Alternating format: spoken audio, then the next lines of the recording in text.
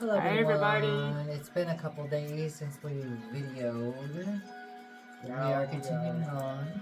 Started to come back because our energies are drawing us again. Chapter 4 of Reincarnation and the Law of Karma. Do you think the music is too loud? A little bit. So, we're going to read Chapter 4, the Hindus.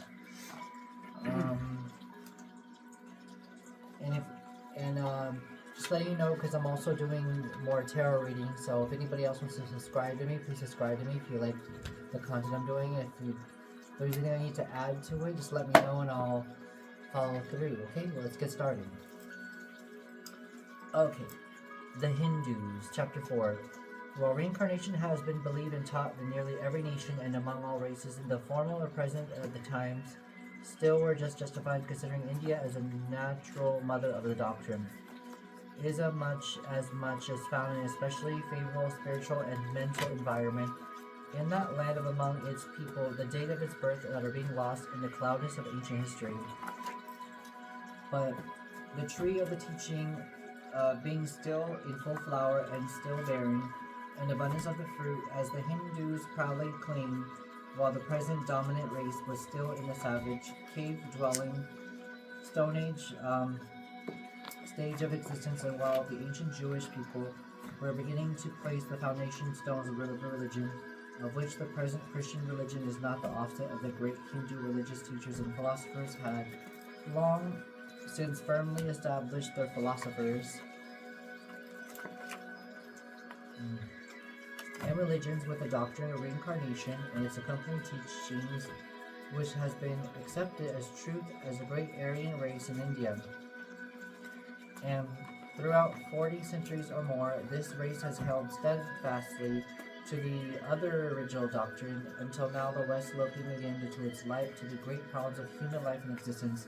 And now in the 20th century, many careful thinkers consider the study and understanding the great fundamental thoughts of the Vedas and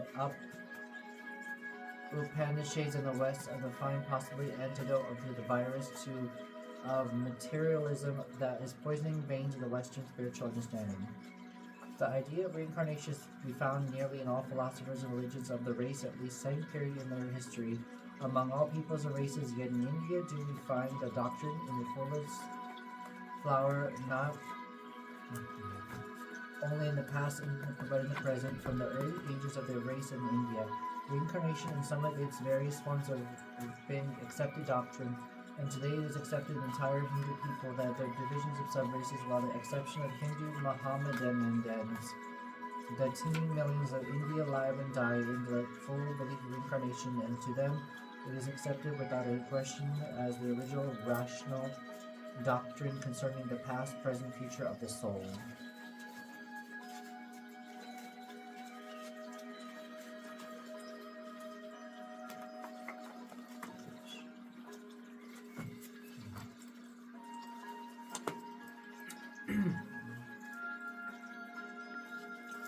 Now, where on this planet is there to be found such an adherence of the idea of soul? Like the thinking Hindu always regarded himself as soul, occupying a body rather than as the body having a soul, as so many of the Western people seems to regard themselves.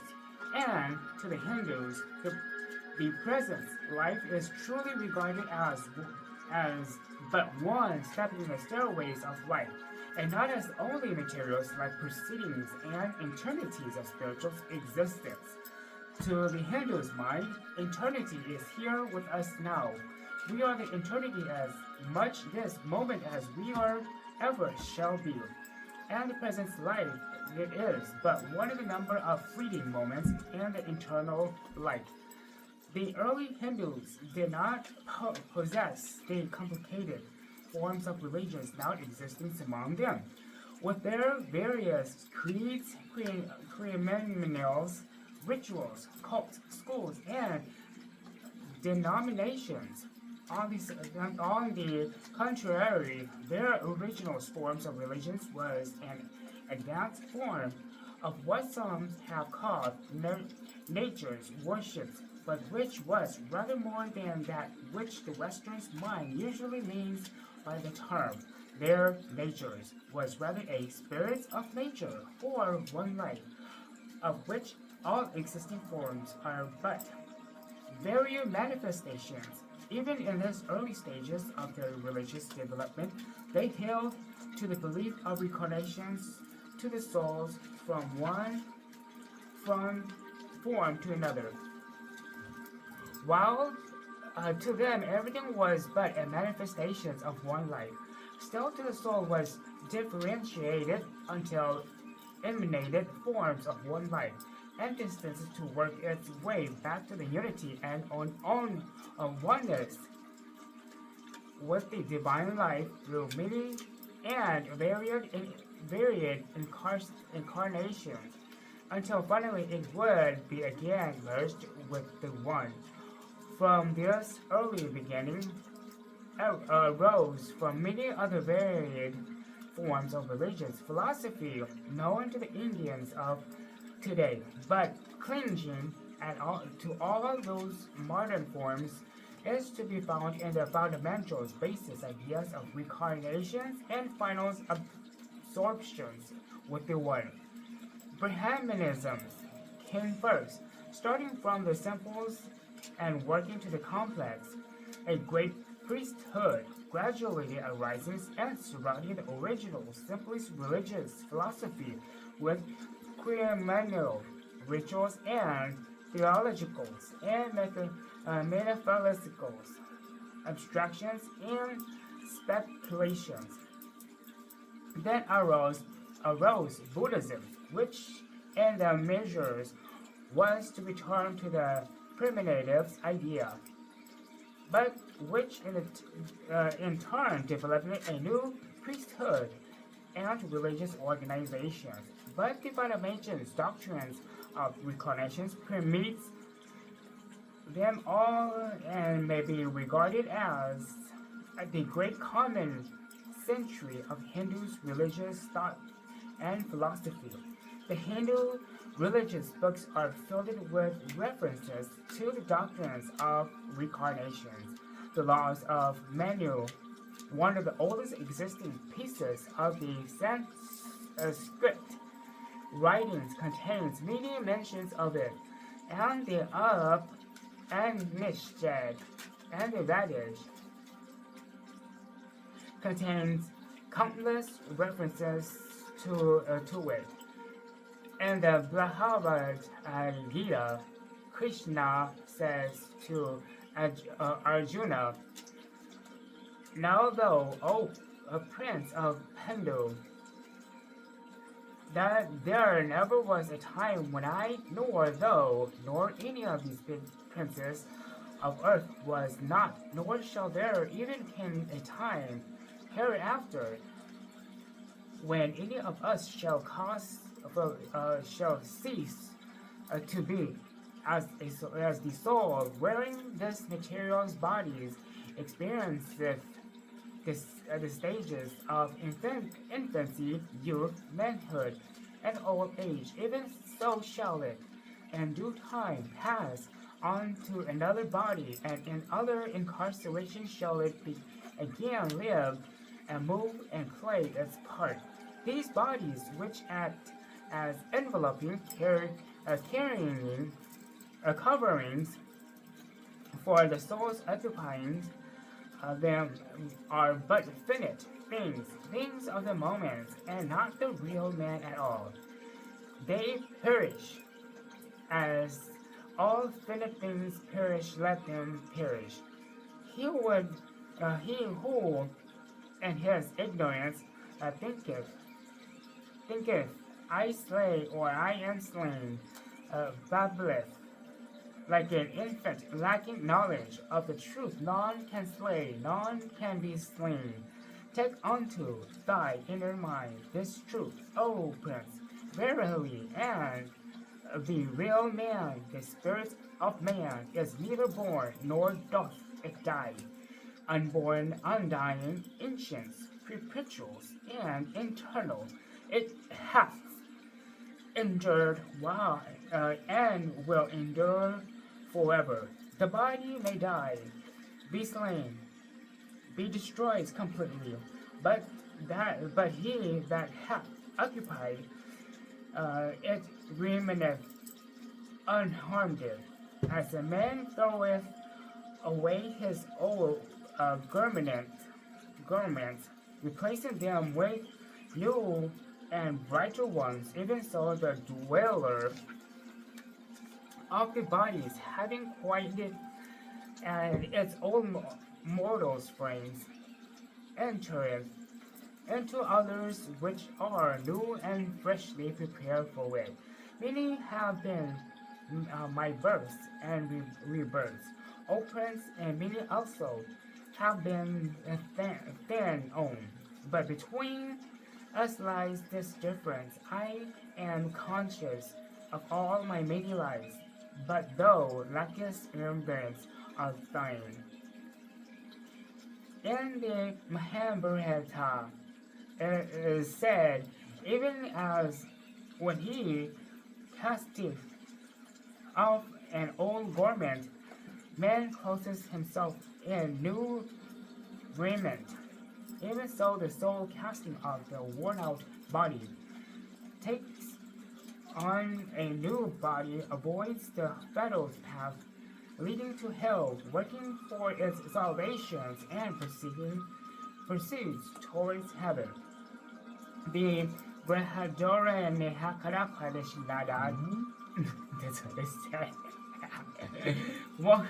One of the old Hindu written contains the following as the caterpillar getting to the ends of the straw takes itself away after finding a resting place in advance, so the souls living in this body and finding another place in advance takes himself off from his original abode. As the goldsmith taking little by little of the gold. The tower, empress, temperance, and magician and wheel of fortune. These are together. The hermit, judgment, emperor, and tower are him. Yes. And we are the magician and wheel of fortune, turning things around. As the goldsmith, taking little by little to gold expand it into a new form, so indeed does the souls living this body make a new and a happy abode for himself. But to attempt a quote passage relating to the incarcerations from the Hindu's books would be against two compellings. A library of many volumes, the sacred writings of the East, and filled it with references to reincarnations, and if the letters were eliminated too, would be like to play of Hamlet, with Hamlet omitted.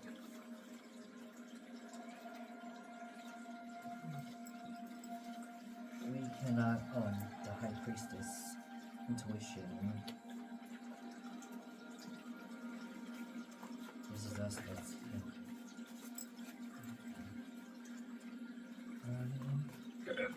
Yes, my girl. We cannot enter into a description of the various schools of Hindu religious thought and philosophy in this work. For to do so rather be to expand this little volume in several larger size. So extended is the subject, but underlying the many divisions of subdivisions of Hindu thought that we found its fundamental idea of an original emanation from or a manifestation of one divine being powered to energy of countless differential units, atoms, or egos, which units embodying in matter of unconscious of the spiritual nature of the consciousness corresponding with the form of which they are embodied. Then follows a series of embodiments into incarnations or lower, the higher in which occurs in which it rises to the higher and higher planes of being until finally, for aeons of time, enters the union of divine nirvana, of the para-nirvana, the state of eternal bliss.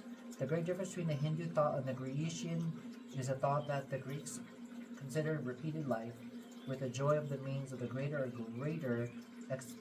expression of life. The Hindus of the country regarded life as but period of the travail and sorrow, the only light to be perceived being the expectation of the hope and eventually emerging from the region, the materiality, and the illusion, and the regaining truth existence in the spirit. The Hindus nearly all agree that this material life is occasionally of the adhyava, of the ignorance of a part of the soul to its own real nature and being whereby it fails to recognize that the material life is the Maya or the illusion. They hold the wisdom that consists in the soul recognizing its true nature and perceiving the illusion of the material life and the things striving to liberate itself from the embodied bondage of materiality and ignorance.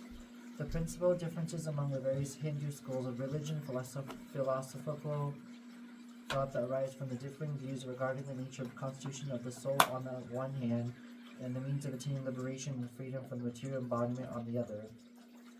The doctrine of karma and spiritual case of the effect of the shall be considered in the other chapter, and also runs along with all varying Hindu conceptions, doctrines, and theories.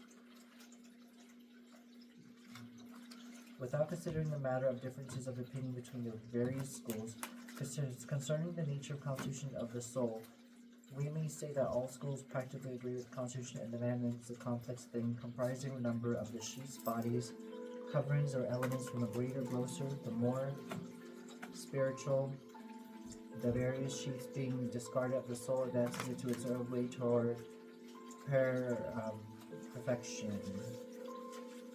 This chapter is long.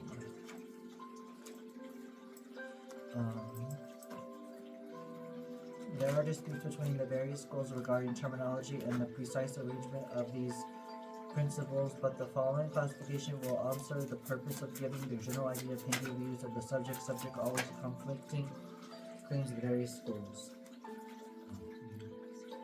The classification is as follows, passing from lower to higher. Number 1. Physical or material body, or rupa. Vitality or vital force, prana jiva.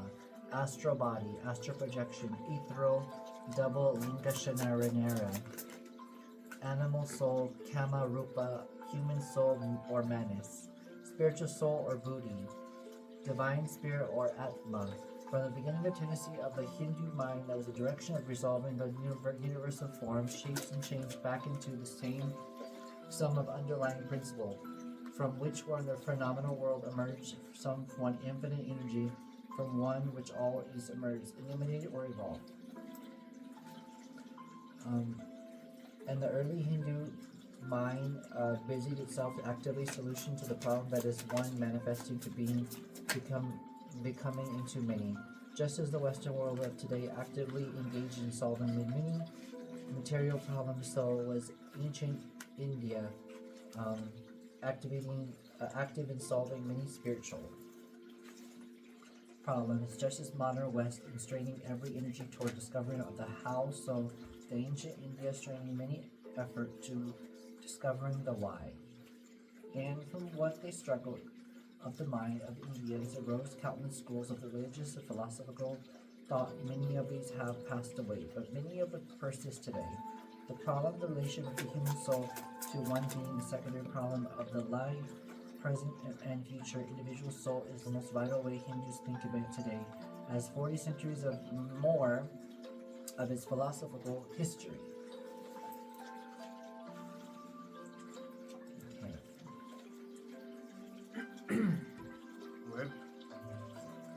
To the Hindu mind, all materials research is of minor importance.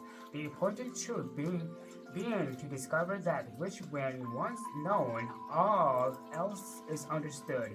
But as we have said, in spite of the numerous religious schools of basis of teachings among the Hindus, to one fundamental conceptions of reincarnations is never lost sight of, nor is it ever doubted in many of the forms of the philosophies or religions.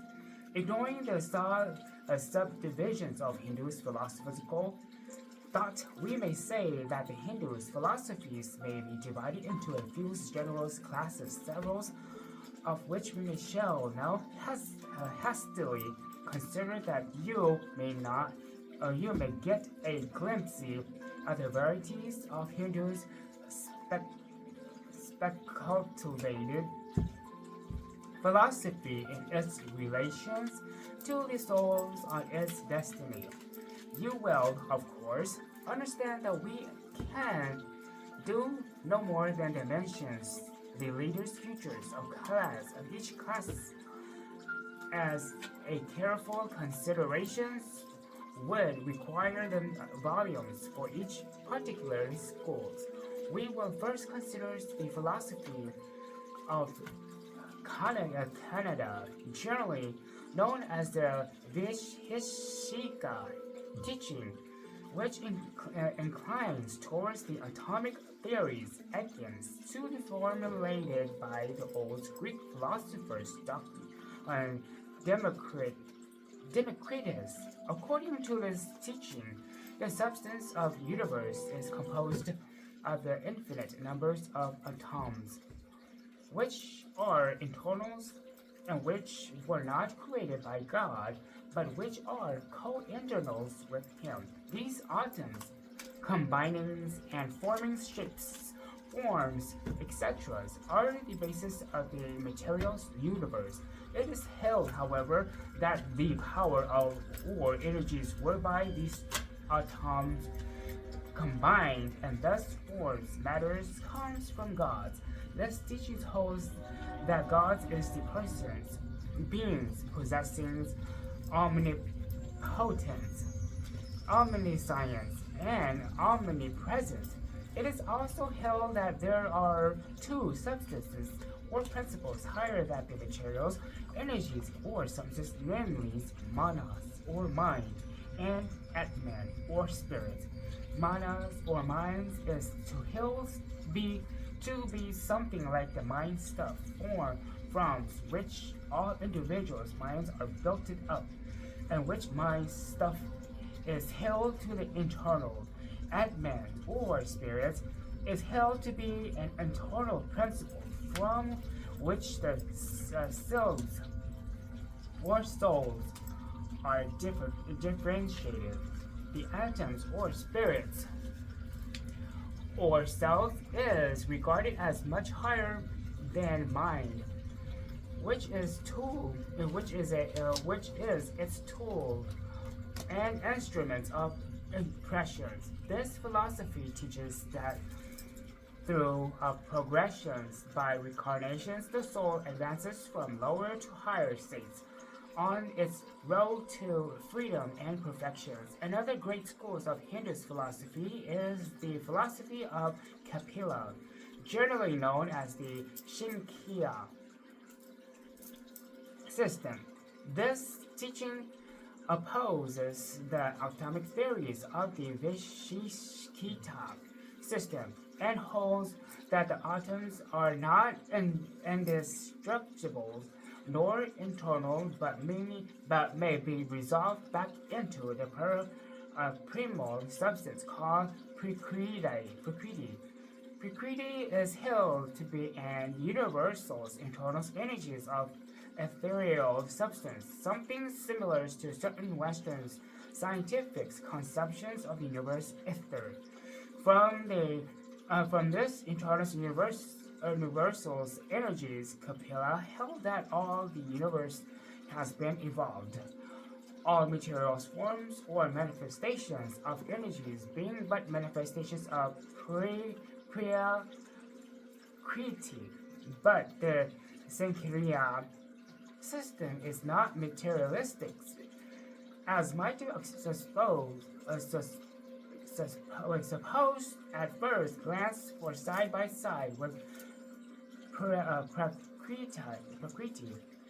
It offers the principle of Purusha, or soul or spirits, of which individual souls are atomic units.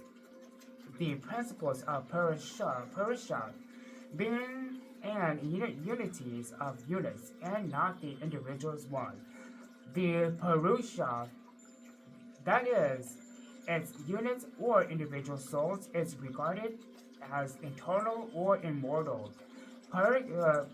Prakriti as devoid of mind, but it possessed active vital energies and is capable of producing forms of materials manifestations by reasons of its inherent energies and laws, and thus produces what the Hindus call Maya, or material illusions, which they hold to be devoid of realities in as much as the forms are constantly changing and have no permanences. This philosophy holds the Prakriti by means the glamour of its manifestations of Maya, entices the individual souls or purushas, which mean once of the entry of the attractions of the Mayas are drawn into vortex of material existence, losing a knowledge or their real nature. But the souls never lose entirely of glimmer of the light of the spirits, and consequently soon begins to feel that they have made a mistake, to consequently began to strive to escape the bondage of Prakriti and its Maya. But such escapes is possible only through the gradual rising up from the depths of Maya, step by step, cycles by cycles, by a series of purifications of cleanings of themselves, such just as a flying cleanses itself to the sticky substance into which it has fallen. This escapes to the accomplished by spiritual's unfoldment or evolutions by the means of reincarnations. This evolutions is not being a growth, but rather an unfoldment or unwrapping of a soul of the souls from its confining self, one by one.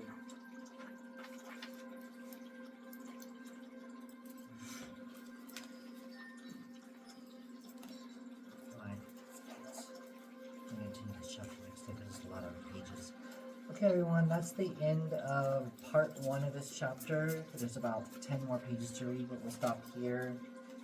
Continue on tomorrow with this, or later of this, for the Hindus, for reincarnation, the law of karma, to understand about that chapter. We're almost halfway done with this book. This book is quite short. And then we'll continue on next time, talk about everything, and then I'm gonna be doing a reading shortly, so if you please subscribe to me, and I'll please comment on my channels, my posts, to see where I can improve.